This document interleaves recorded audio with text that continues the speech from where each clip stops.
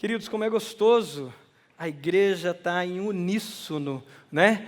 Todo mundo cantando junto, louvando, adorando ao Senhor e responsiva, né, aquilo que o Senhor está fazendo no nosso meio. Que bom, queridos, como é bom cultuar a Deus juntos. Hoje é o nosso dia especial que a gente separa. A maioria dos cristãos conseguem separar o domingo para ser o seu Shabat, o seu dia de descanso.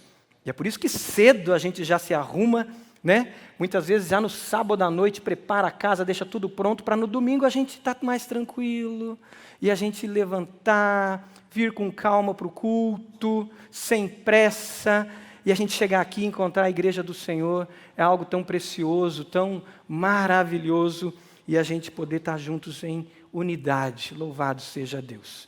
Isso lembra a gente de agenda, né? Organização. Um dia do Senhor bem organizado começa no sábado, quando a gente prepara a casa.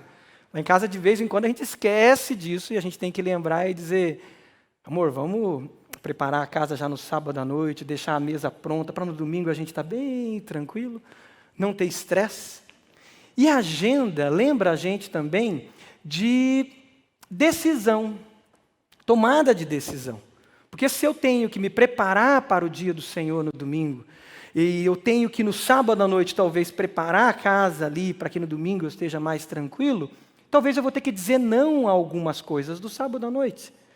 E não é fácil dizer não, não é verdade? Não é fácil. A gente estabelecer a prioridade, até que é fácil. A gente consegue olhar e dizer: minha família é prioridade. O dia do Senhor, estar com a igreja do Senhor Jesus no domingo é prioridade. Um dia de descanso para aqueles que trabalham no domingo e separam o seu Shabat em outro dia, separar esse dia é prioridade.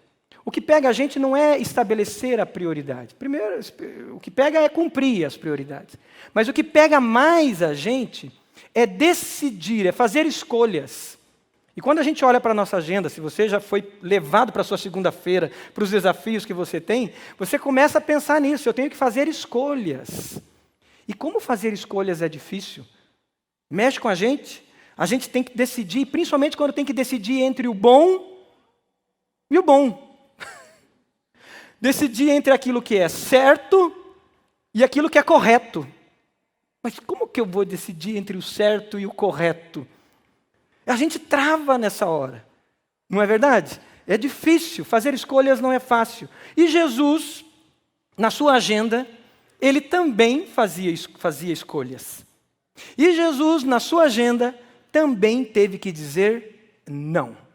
E dizer não para coisas boas. Olha que interessante, Jesus disse não para coisas corretas, para coisas boas. Sim, porque Jesus também teve que decidir entre o certo e o correto. Entre o bom e o bom. Aquilo que ainda poderia afunilar, focar ele no seu propósito e na sua missão. Nós vamos caminhar por um dia de Jesus. Você vai lá para Marcos, Evangelho de Marcos, evangelista Marcos. Abre a sua Bíblia lá no Evangelho segundo Marcos. E nós vamos caminhar um dia com Jesus, na agenda de Jesus. E nós vamos aprender com Jesus e guiado pelo Espírito Santo a pensar sobre uma agenda, uma prioridade e um combustível para nossas vidas. À luz do que nós vamos ver nesse dia com Jesus, que nós vamos meditar aqui no Evangelho de Marcos, a partir do versículo 21. Mas antes vamos orar? Você pode fechar seus olhos? Senhor, que bom nós estamos juntos como igreja do Senhor, nesse dia que lembramos a sua morte e a sua ressurreição, o primeiro dia da semana que nós consagramos a Ti como primícia, entregamos a Ti e estamos aqui sabendo que o Senhor está falando conosco e vai falar muito conosco nessa manhã. E essa manhã é uma manhã de salvação.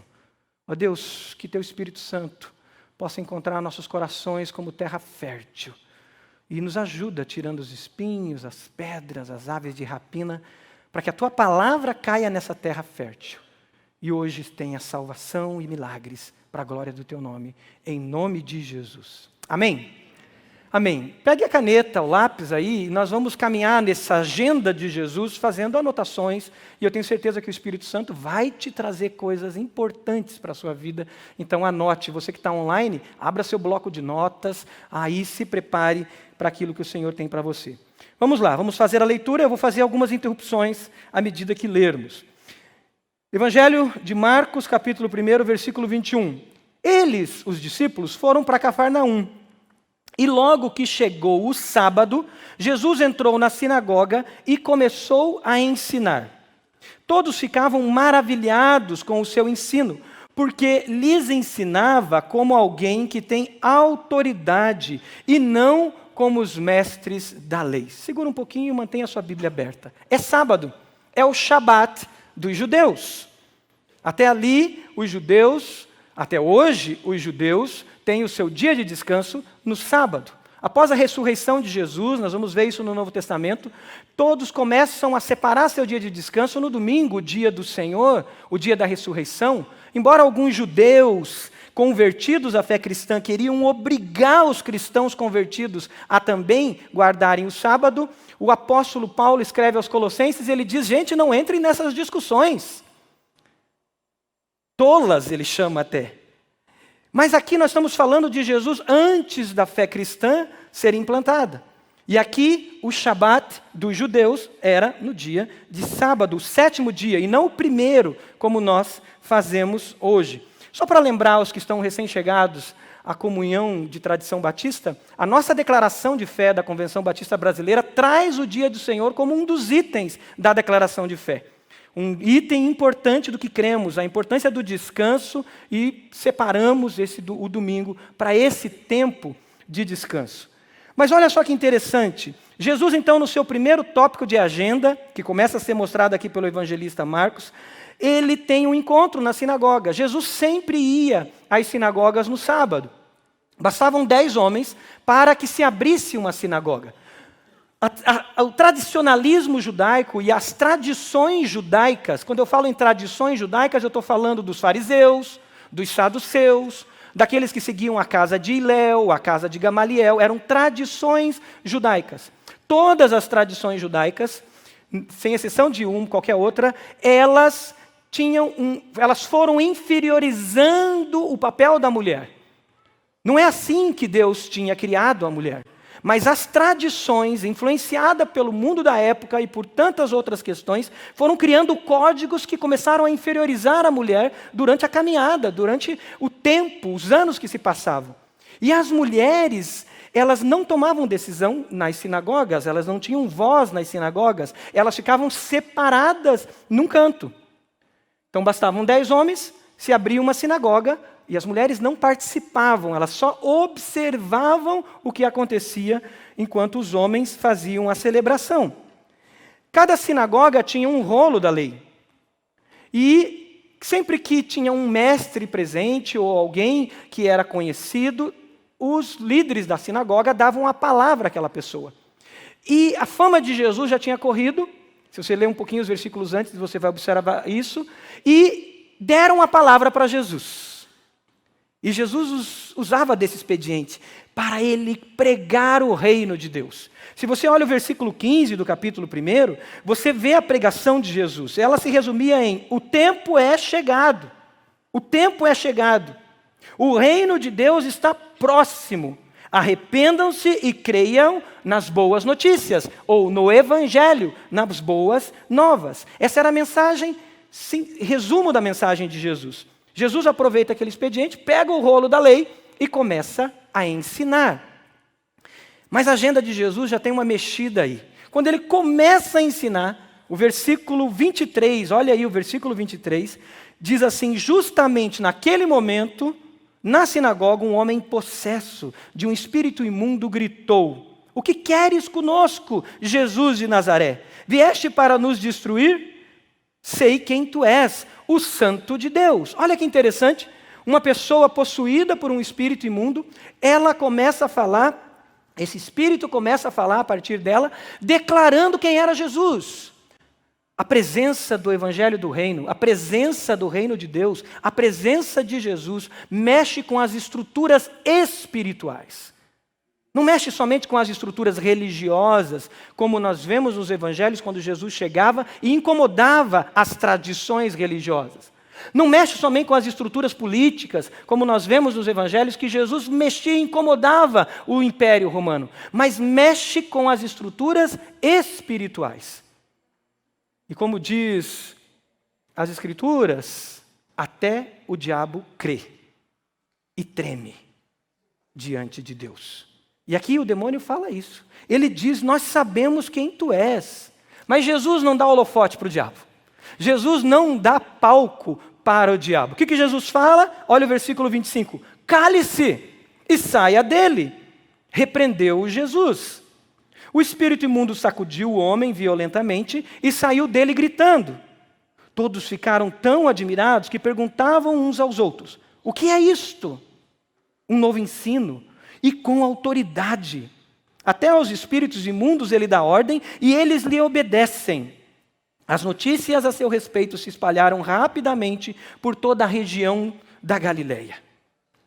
Um sinal do reino de Deus se manifesta aqui, que é a expulsão de demônios, que é a realidade de um mundo espiritual sendo manifestada, e a realidade de um mundo espiritual que estava infiltrada naquela sociedade, estava infiltrada na vida de pessoas. Um sinal do reino. Mas a agenda de Jesus continua. Depois de Jesus ter esse tempo na sinagoga, ele agora vai para a casa de amigos. É um dia de descanso. Dentro das tradições judaicas, tinha várias regras sobre o que você poderia fazer num sábado. Então, algumas tradições diziam, você pode andar até 1 quilômetro. Estou colocando números aqui hipotéticos, mas existem números reais para isso. Outra tradição dizia, não, você não pode nem sair de casa, só ir à sinagoga e voltar. Enfim, cada tradição dava algumas regras de como você poderia passar um dia de sábado. No caso aqui, nós vemos que Jesus foi à casa de amigos. Quem eram? Tiago, João e Pedro. Os primeiros discípulos que foram convidados, chamados por ele, a serem pescadores de homens. Isso está no capítulo 1, mais no início. Jesus vai para a casa de amigos, descansar. Como é bom no dia de descanso a gente encontrar com amigos, conversar, orar, testemunhar. Um dia como hoje, a gente sair e encontrar pessoas até que não conhecem a Jesus e a gente poder abençoar a vida dessas pessoas. A gente passar um dia de descanso, celebrando a vida, celebrando aquilo que Deus já fez na nossa vida durante a semana, porque o Shabat, ele é desfrutar do que Deus já fez por nós e abençoando vidas. E Jesus faz isso, vai para a casa dos seus amigos. No caminho, Jesus ouve uma notícia sobre a sogra de Pedro. Olha o versículo 29. Versículo 29 diz, logo que saíram da sinagoga, foram com Tiago e João para a casa de Simão e André. A sogra de Simão estava de cama, com febre. E falaram a respeito dela a Jesus. No caminho eles comentaram com Jesus que ela não estava bem. Versículo 31. Então ele se aproximou dela, tomou-a pela mão e ajudou-a a levantar-se. A febre a deixou e ela começou a servi-los. Tinha gente que não ia ficar feliz com essa cura da sogra, né? Mas Jesus foi lá e deu esse presente para Pedro. Está aqui tua sogra, curada. Bem, aleluia. Então, queridos, mais um sinal do reino de Deus é manifestado. A cura física, a cura de pessoas. Sinais do reino seguem a Jesus. Não é o que diz o final do Evangelho de Marcos? Quando nos chama a evangelizar, nos chama a ir às nações, ele diz assim, e os sinais do reino seguirão aqueles que creem. Você crê que os sinais do reino seguirão os que creem? Diga amém. Os sinais do reino têm seguido a sua vida? Diga amém. Amém. A minha vida tem seguido. Tenho visto os milagres de Deus, os sinais do reino acontecendo. Expulsão de demônios, cura de enfermos, pessoas sendo acolhidas, pessoas sendo incluídas, pessoas sendo resgatadas a sua dignidade. Os sinais do reino têm seguido aqueles que creem. Aleluia. E a gente tem experimentado isso. Acontece que a agenda de Jesus estava terminando, o seu dia de descanso estava acabando, ele deve ter tido um pouco de descanso ali à tarde. E aí você vai para o versículo 32. Ao anoitecer, e olha o destaque do evangelista, depois do pôr do sol. Por que ele diz isso? Porque um dia judaico começava com o pôr do sol e terminava com o pôr do sol. Então, Jesus descansou um pouco e ao anoitecer, depois do pôr do sol, o que aconteceu? A agenda de Jesus lotou. O povo levou a Jesus todos os doentes e os endemoniados. Toda a cidade se reuniu à porta da casa. Alguns teólogos dizem que tem uma hipérbole aqui do evangelista Marcos, toda a cidade. Mas ele queria realmente dizer da multidão que estava à porta da casa de Pedro. E olha o versículo 34. E Jesus curou muitos que sofriam de várias doenças. Também expulsou muitos demônios. E olha que interessante. Ele não permitia, porém, que estes, no caso os demônios, falassem, porque sabiam quem ele era. Os sinais do reino presente, aonde o reino de Deus chega, há milagres, há salvação, há cura, há acolhimento, há emancipação, há resgate da humanidade, há resgate do que é o ser humano. A presença de Deus traz vida. Mas agora acontece algo. Termina a agenda de Jesus, provavelmente tarde da noite, versículo 35. Jesus vai dormir, todos vão dormir. E o versículo 35 diz que de madrugada, quando ainda estava escuro, primeiro ponto na agenda de Jesus do outro dia. Jesus levantou-se e saiu de casa e foi para um lugar deserto. Não existiam desertos na região de Cafarnaum. Provavelmente o que o evangelista quer dizer aqui é um lugar solitário, um lugar que ele estivesse a sós com Deus. Semana passada a gente estava com o pastor Joel Kominski aqui e ele falava muito e falou muito sobre, no inglês, do quiet time. A hora silenciosa. A hora de eu estar quieto, de eu estar na presença de Deus. E Jesus tinha, então, a sua hora silenciosa. Foi para um lugar solitário. Talvez se ele estivesse num grande centro, ele descesse do apartamento e achasse um canto na garagem. Eu já fiz muito isso. Meu apartamento era pequeno, então não dava para ali ter o meu tempo, e às vezes eu queria cantar, louvar, eu descia para onde? Para a garagem do meu prédio. E lá no carro eu tinha meu tempo silencioso. Tempo com Deus. E Jesus faz isso. E lá ele ficou orando. Teve um tempo a sós com Deus. E é aqui, querido, que nessa agenda de Jesus, Jesus tem que dizer não. E agora ele tem que decidir entre o bom e o melhor. O bom e aquilo que é prioridade. Queridos, muitas vezes nós sacrificamos o importante no altar da urgência. Nós sacrificamos aquilo que é prioridade no altar das dispersões e daquilo que é bom muitas vezes e que se torna urgente. Jesus agora diz não. E olha o que aconteceu. Pedro, como sempre, o Pedrão, versículo 37, 36. Pedro sai, Simão e seus companheiros foram procurá-lo. Aonde está Jesus? As pessoas estão aqui. E ao encontrá-lo, eles disseram, e aqui tem um tom de cobrança, todos estão te procurando. As pessoas precisam de cura. As pessoas precisam de libertação. As pessoas precisam do Senhor. Aonde o Senhor está? E aí Jesus responde, versículo 38, nós vamos para outro lugar. Não. Não. Você sabe dizer não? Como é importante saber dizer não. E Jesus sabia dizer não. Não. Nós vamos para outro lugar, para os povoados vizinhos, para que também lá eu pregue. Foi para isso que eu vim. Você já imaginou os haters, a internet nesse dia, a rede social? Jesus nega cuidado das pessoas. Olha só, Jesus só quer números. Olha só, Jesus nega uma mãe com uma criança doente. E é a rede social, Facebook, Instagram e os haters e os cancelamentos. E cancelamento em cima de cancelamento. Jesus disse não.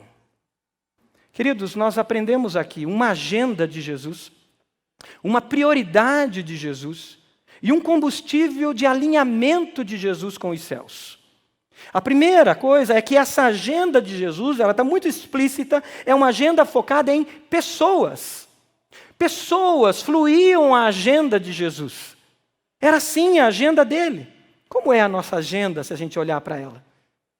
O que flui sobre a nossa agenda? Aonde a nossa agenda mostra muito de nós. Assim como o nosso extrato bancário também mostra quem nós somos.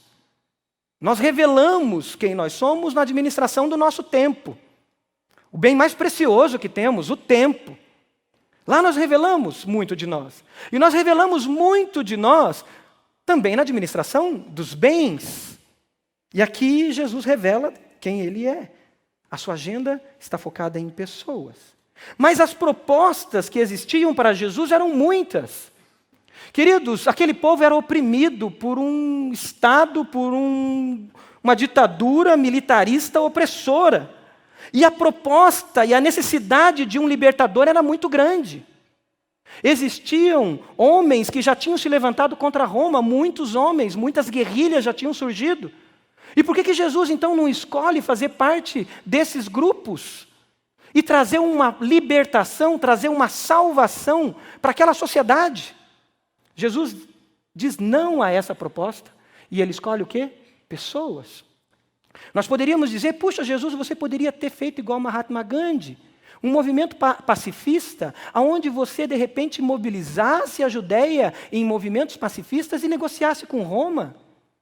Nós poderíamos dizer para Jesus, e muitos querem dizer isso para Jesus, Jesus, você poderia fazer como Che Guevara e se levantar contra imperialismos, e você criar um movimento revolucionário.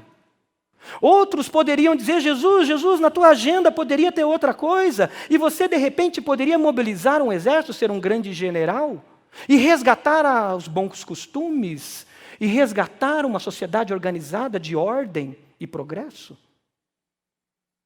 Mas Jesus diz não a todas as propostas, porque Jesus tinha um propósito.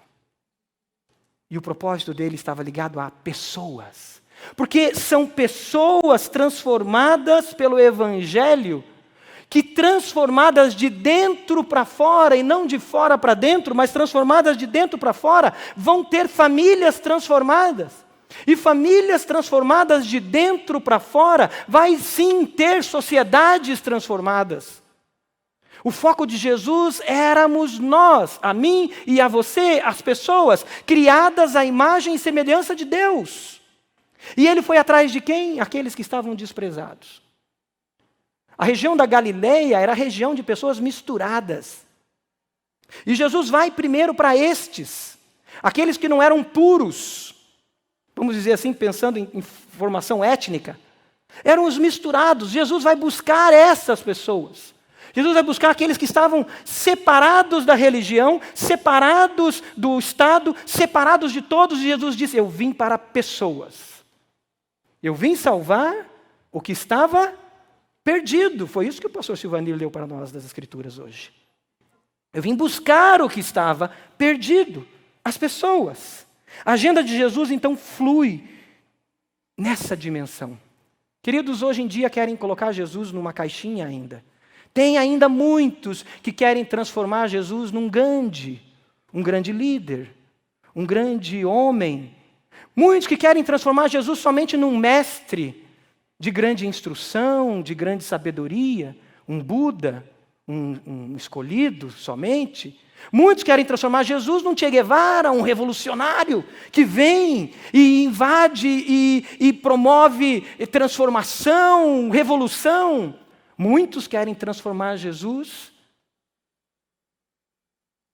num grande líder que restaura os bons costumes e organiza uma sociedade que precisa de ordem. Mas Jesus não veio para isso. Jesus veio buscar o que estava perdido. Jesus disse, eu não vim para ser servido, mas eu vim para servir e dar a minha vida em favor de muitos. Tinha um alvo.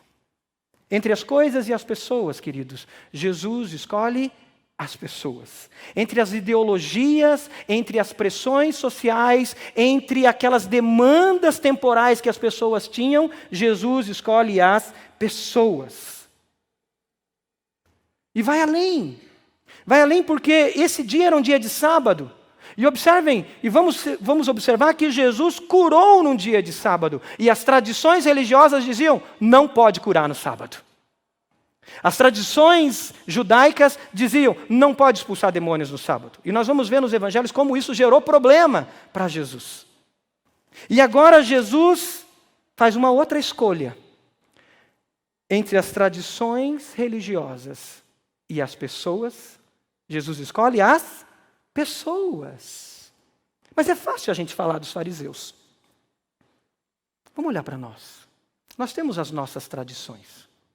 Queridos, há 30 anos atrás, na tradição batista, você poderia ver um diácono entrar e tirar a ceia da mão de uma pessoa. Para você pode causar um... Mas isso aconteceu em algumas igrejas. Porque ele dizia, você não pode participar da ceia. Ah, você é divorciada, você é divorciado. Você poderia ver em tradições não só batistas, mas tradições presbiterianas, metodistas, e isso acontecer também, e eu vi em outras tradições, de alguém chegar e tirar a ceia da mão da pessoa e dizer, não, você está num segundo casamento.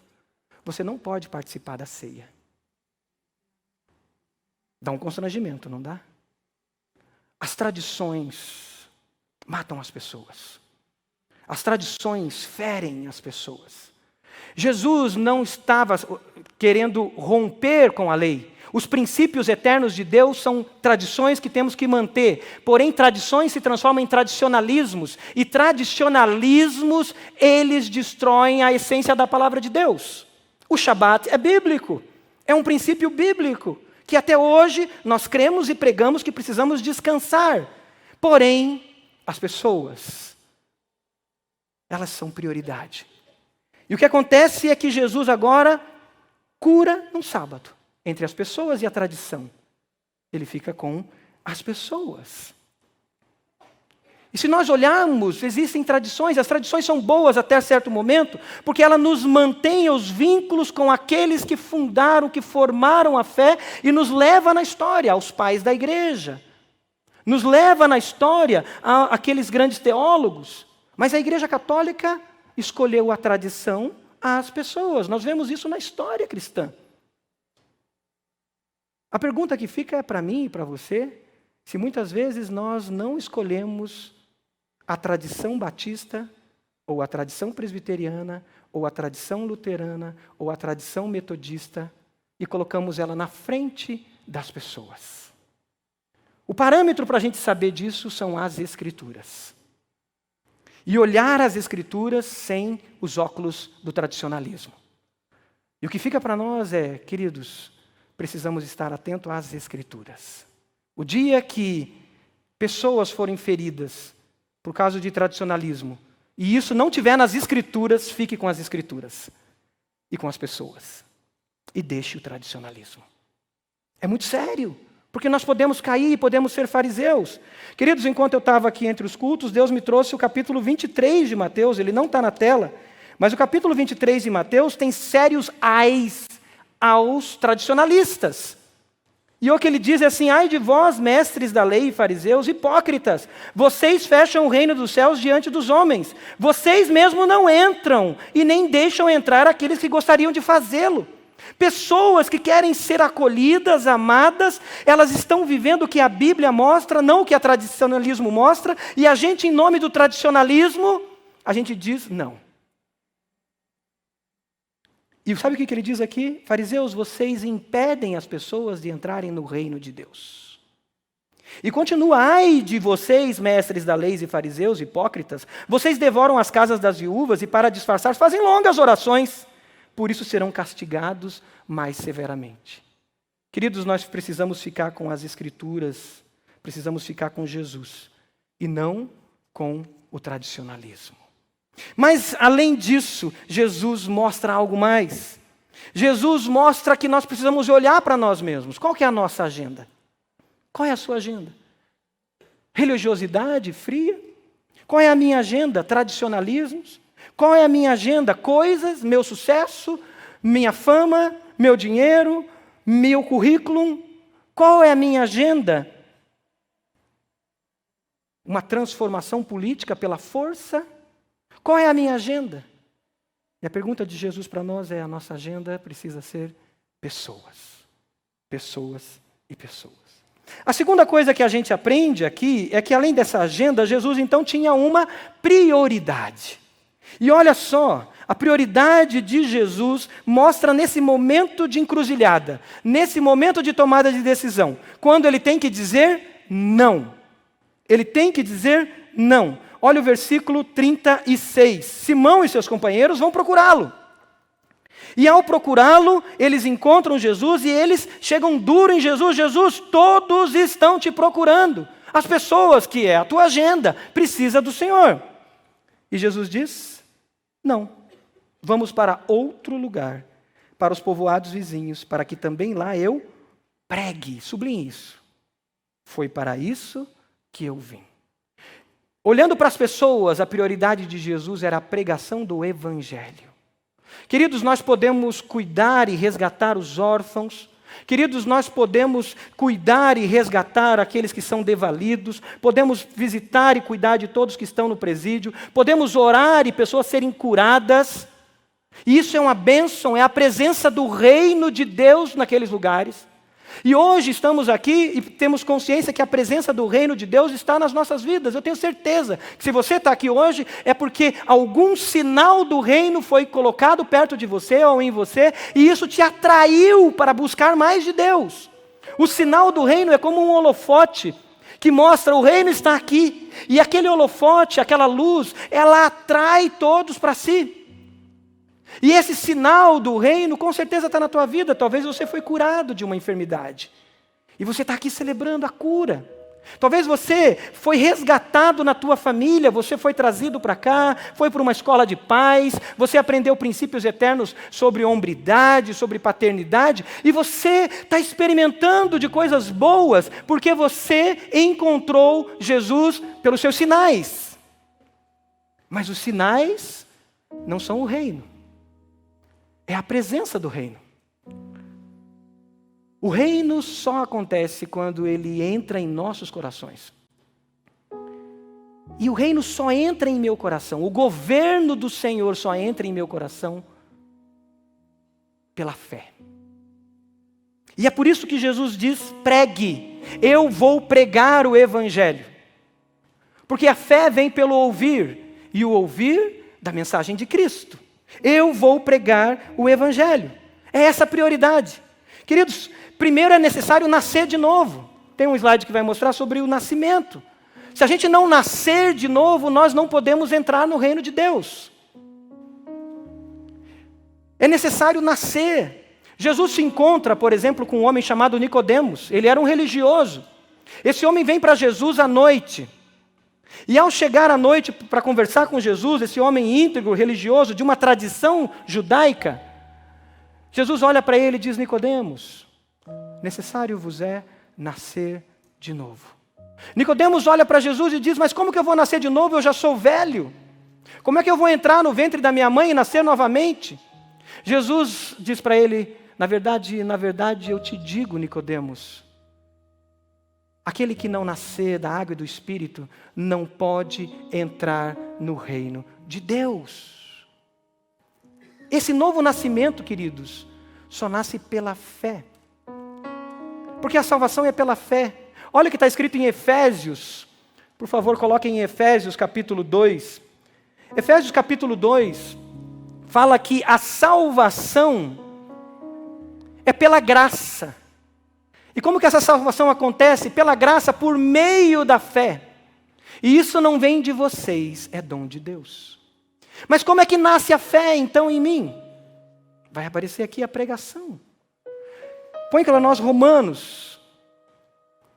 Romanos fala que a fé vem pelo ouvir. E ouvir a mensagem. E a mensagem é ouvida mediante a palavra de Cristo. Por isso temos que pregar. Por isso temos que anunciar. Tem um outro texto que vai aparecer de Romanos que diz que o Evangelho, então, essa pregação, esse Evangelho é o poder de Deus para a salvação de todo aquele que crê. É a pregação, é o Evangelho pregado. Que evangelho é esse? A boa notícia que Jesus morreu na cruz do Calvário por mim e por você. A boa notícia é que Jesus levou sobre ele todos os nossos pecados, todas as nossas dores. A boa notícia é que Jesus morreu, levou sobre ele os nossos pecados e ele ressuscitou. E ele está vivo e ele vai voltar. Aleluia! É essa boa notícia. Queridos, nós podemos cuidar de muitos órfãos, doar os nossos bens, nós podemos fazer muitas coisas, mas se nós não pregarmos o Evangelho, não vai haver salvação. Você pode dizer, não, eu dou um bom testemunho na minha empresa. As pessoas veem como eu sou uma pessoa íntegra. Se você não pregar o Evangelho, não vai haver salvação. Porque a salvação vem pela fé. A fé vem pelo ouvir. E o ouvir vem pela palavra pregada. E ainda Romanos diz, como pregarão se não tiver quem os envie?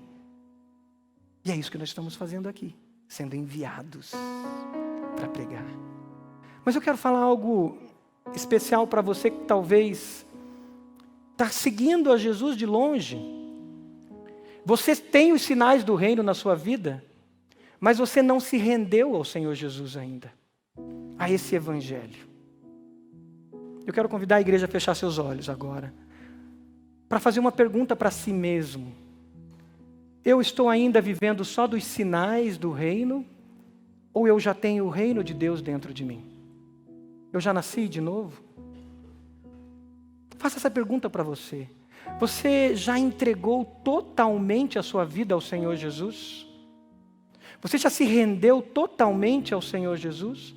Ou você está seguindo os sinais? E você segue, você vem à igreja, você participa, você conhece das Escrituras, mas essa entrega total ao Senhor Jesus, dizendo, Senhor, eu quero nascer de novo, eu quero viver sob o seu governo, eu quero viver sobre o senhorio do Senhor na minha vida, essa entrega você não fez. Eu quero te dizer que Jesus te ama e os sinais dele têm se aproximado de você por causa desse amor de Jesus por você, mas Jesus está te dizendo, não é só isso, você precisa se entregar totalmente a mim. E Jesus está te dizendo, eu morri por você. Essa é a boa notícia. Eu levei sobre mim todos os seus pecados. Essa é a boa notícia. Então, arrependa-se. Arrependa-se porque você está se alimentando de tantas coisas para suprir o buraco do seu coração. E não é isso. Não é a religiosidade, não são os seus prazeres, não são as suas buscas. Não, você está só nos sinais. Viva com o reino dentro de você. E se renda a mim, é isso que Jesus está te dizendo nessa manhã. Se entregue, porque eu morri por você e eu ressuscitei ao terceiro dia. E eu estou vivo para governar a sua vida. Enquanto a igreja está orando, se você entende que essa clareza, essa resposta não ficou clara, você não te entregou a sua vida totalmente ao Senhor Jesus, é nesse momento que você pode dizer, eu entrego totalmente a minha vida a Jesus. Você entende isso? Você quer entregar a sua vida totalmente a Jesus? Levante uma das suas mãos, dizendo, eu quero, Jesus. Amém. Deus abençoe, querida. Que o Senhor te cele com o Espírito Santo e você viva essa vida nova debaixo do reino e do governo de Jesus. À minha esquerda tem mais alguém? Amém. Deus abençoe, querida. Deus te abençoe. Deus abençoe, irmão. Deus abençoe, querido. Em nome de Jesus. Que o Senhor governe toda a sua vida. Mais alguém? Levante uma das suas mãos. À minha esquerda tem mais alguém? Aqui no meio tem alguém? À minha direita, alguém levantou a mão. Amém. Deus abençoe. Lá atrás. Deus abençoe, queridos. Estou vendo que é uma criança e um jovem, um adulto. Deus abençoe em nome do Senhor Jesus. Mais alguém à minha direita? Entendeu isso e está hoje declarando, eu entrego a minha vida a Jesus, eu quero o reino pleno em mim. Eu não quero viver de sinais. Amém. Deus te abençoe, querida. Aleluia. Aleluia. Aleluia. Espírito Santo de Deus, sela esses corações, Senhor. Traz plenitude, Senhor, e o teu governo, o teu reino sobre eles. Você pode abrir seus olhos, eu quero terminar com o último ponto. O último ponto, então, fala de um combustível. E o combustível era o quê? A oração. Um combustível de alinhamento, porque, queridos, nós podemos nos dispersar. Nós podemos nos dispersar.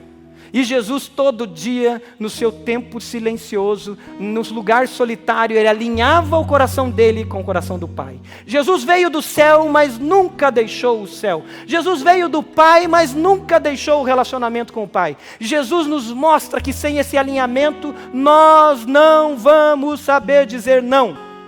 Sem esse alinhamento diário, nós vamos fugir da prioridade. E Jesus, eu creio que aqui ele orava por pessoas. Sabe por quê? Eu dediquei essa semana a analisar todas as orações de Jesus.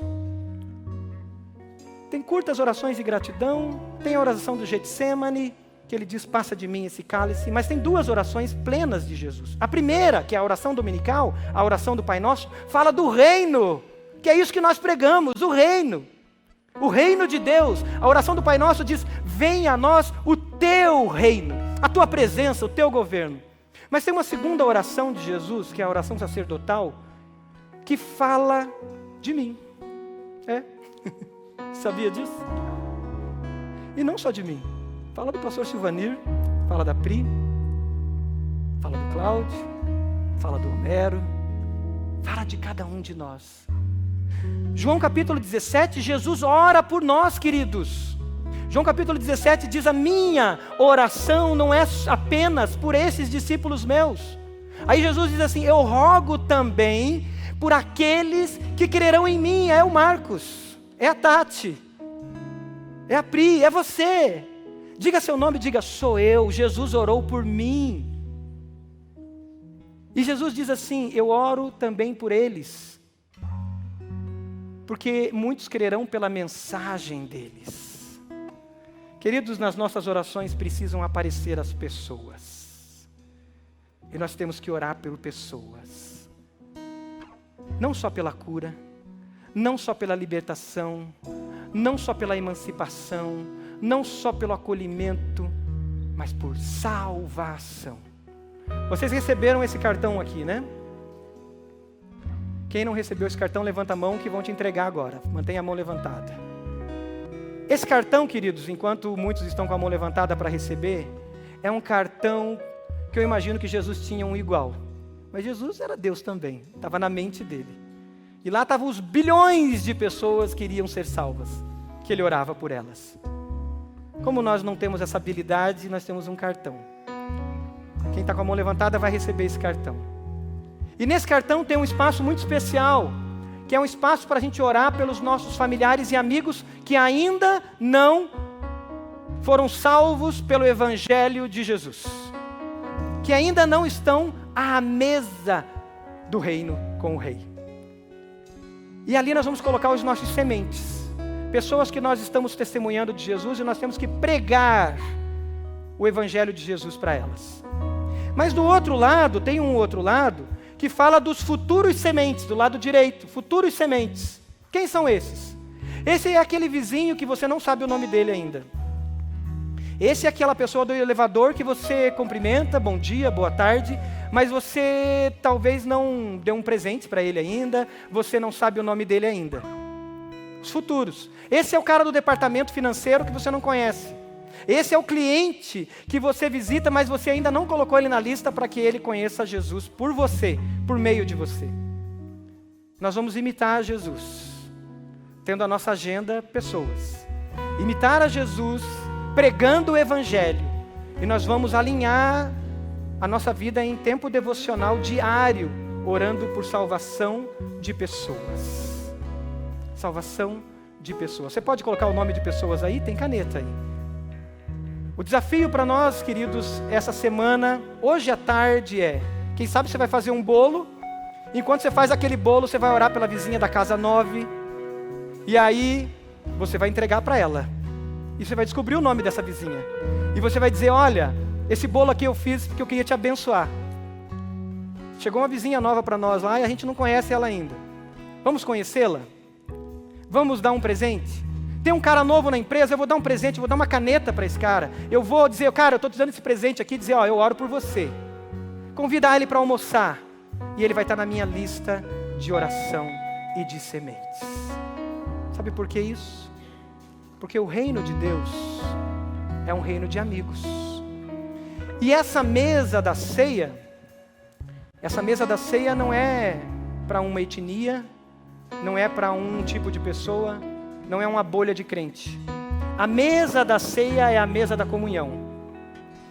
E nós vamos buscar pessoas para estar à mesa com Jesus. Porque nós não ficamos sentadinhos esperando só o céu. Nós queremos o céu na terra. E o céu na terra acontece à mesa da comunhão. O reino de Deus é um reino de amigos. E nós precisamos buscar mais, para que eles vivam a comunhão, e vivam os sinais do reino, e vivam o reino. Coloque o nome aí dessas pessoas, ore por elas.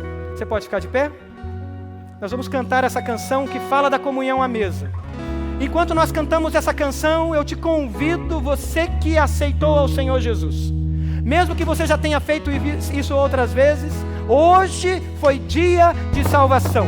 E eu te convido a vir à frente. Os pastores estão aqui, os líderes, nós vamos orar por você.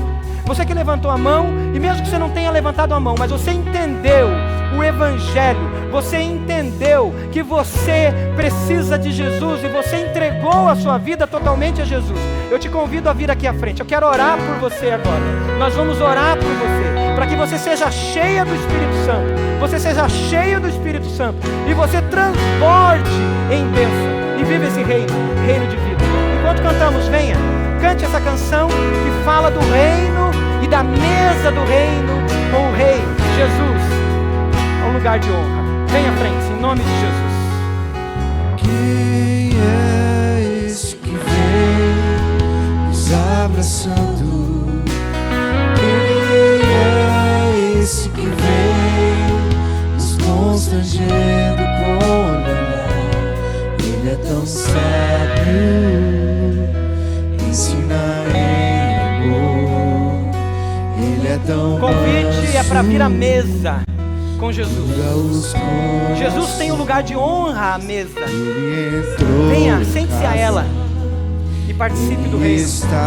Declare que Jesus é o Senhor da sua vida. Ele nos observa, sabe que o esperamos, e ao partir o pão, os nossos olhos se abrem, reconhecemos quem tu és.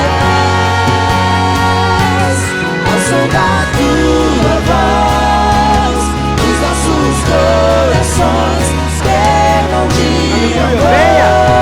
Aleluia! E ao partir o pão, e ao partir o pão, os nossos olhos se abrem, reconhecemos quem tu és. Ao som da tua voz, os nossos corações queimam de amor, queimam de amor. Nós arrumamos a casa, perfumamos a nós preparamos a mesa. Venha, querida, venha, querido. Prepare seu coração para o Rei. Prepare seu coração para que Jesus governe a sua vida. Aleluia! Nós preparamos a mesa no lugar de honra. Senhor, nós estamos à mesa com o Rei. É o Senhor que está sentado no lugar de honra. É o Senhor que tem a proeminência, é o Senhor que tem o governo, é o Senhor que tem a liderança, é o Senhor todo domínio, toda honra e toda glória. Mas à mesa, com toda a tua grandeza e majestade, o Senhor nos chama de amigos. E essa mesa é uma mesa de amigos. Senhor, faz-nos viver essa comunidade do reino.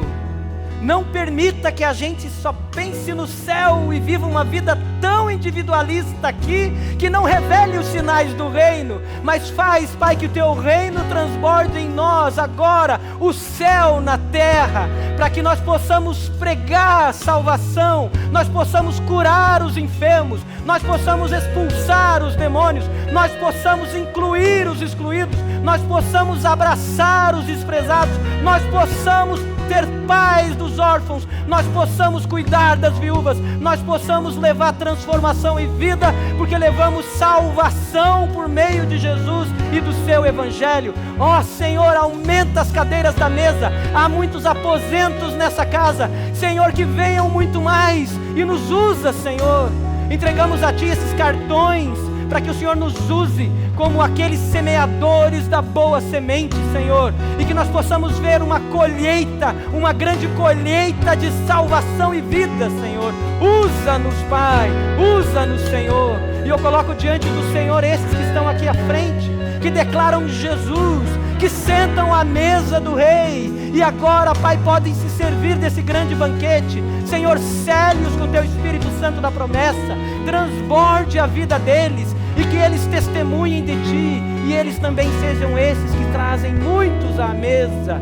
Obrigado, Jesus, por nos permitir estar à mesa com o Senhor. Nós somos gratos e oramos no Teu nome, Jesus. Amém e amém. Aleluia.